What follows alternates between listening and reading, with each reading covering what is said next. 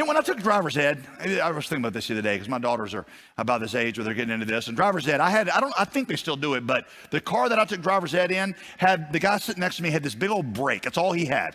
Did y'all have this? The big old brake coming out? And it meant that he could stop that car anytime he wanted.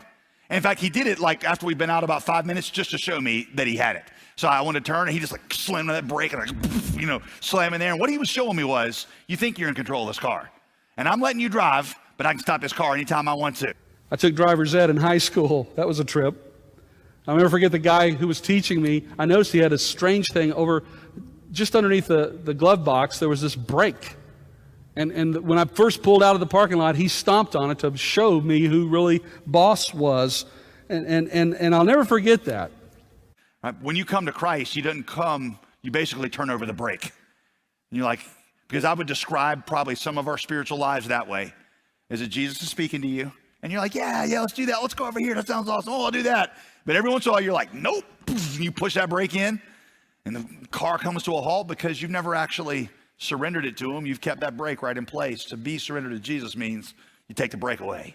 Many of us see our relationship to Christ that way. And I'm not talking about you're the student driver. You're the guy with the brake.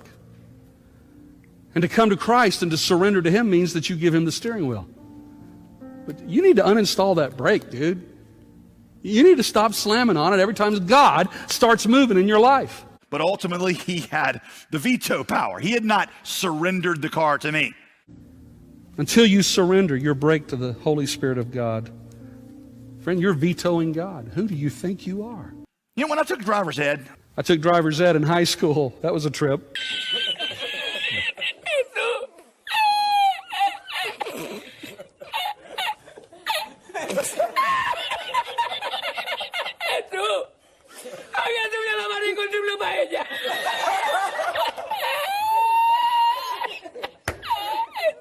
Y